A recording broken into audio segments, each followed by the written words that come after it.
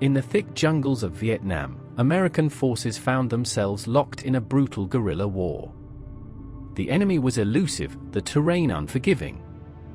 Ambushes came like ghosts in the night, sudden, violent, and overwhelming. Small arms fire wasn't enough. What the US needed was raw, unrelenting firepower. Enter General Electric.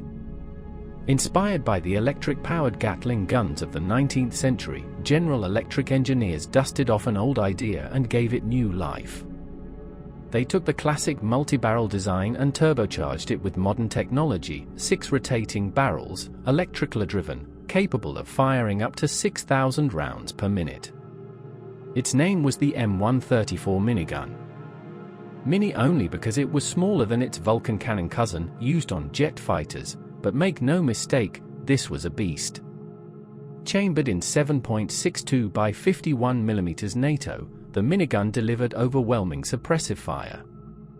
In just 2 seconds, it could put more rounds downrange than an entire infantry squad.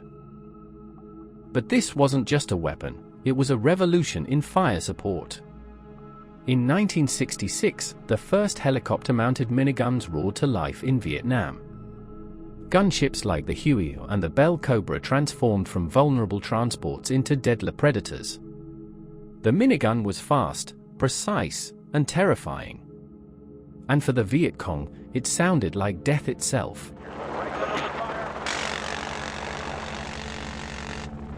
In Vietnam, helicopters were everything. They were ambulances, troop transports, and gunships.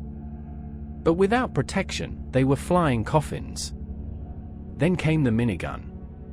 Fitted to flexible mounts or fixed pods, the minigun became the ultimate answer to jungle ambushes. Helicopters now flew into combat not just as support, but as the storm itself. With one press of the trigger, the barrel spun into a high-pitched scream, hurling out a hail of lead at an unimaginable rate. These weren't just bullets, they were a wall of death. Pilots flying Huey gunships with side-mounted miniguns could lay down cover fire while extracting wounded troops. Puff the Magic Dragon, the AC-47 gunship, mounted 3 miniguns out the port side. Each one could unleash 50 to 100 rounds per second. At night, the red tracers formed rivers of fire across the jungle canopy. Enemy soldiers would drop their rifles and run at the mere sound of it. Troops on the ground loved it. It meant rescue, it meant vengeance, it meant survival. And remarkably, the minigun was nearly impossible to jam. With no gas operation, no recoil system, and the electric motor spinning its barrels, it kept firing, rain or sun, sand or swamp. It didn't overheat, it didn't misfire.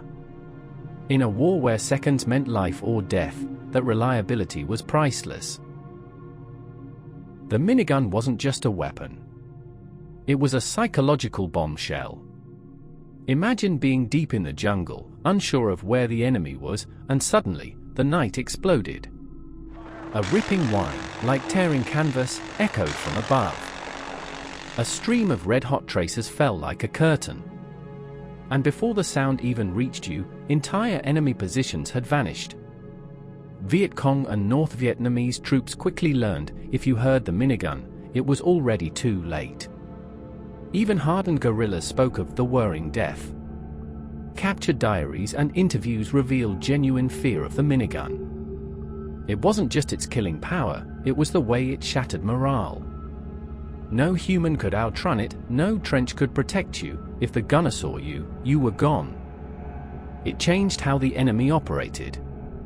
Convoys that once dared to move in daylight were now buried in darkness.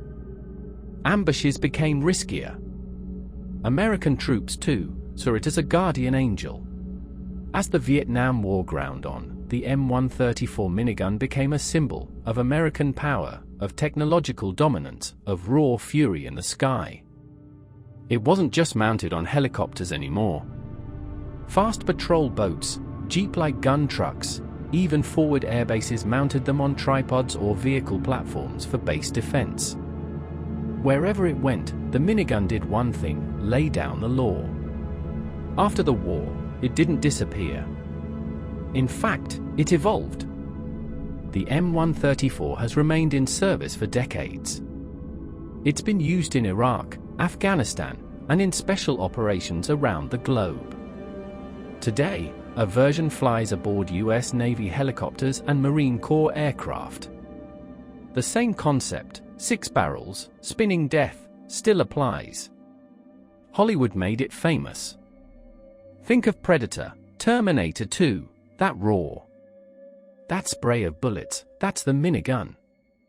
But for the men who fought in Vietnam, it wasn't fiction. It was salvation. It was fear.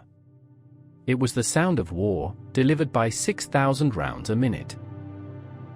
From the steaming jungles of Southeast Asia to the modern battlefield, the minigun carved its legacy in fire and brass. And to this day, no sound makes enemies duck faster than the unmistakable scream of 6 barrels spinning to life. Thanks for watching. If you enjoyed the video, don't forget to hit that like button and subscribe to Top Brass for more deep dives into military history and legendary weapons.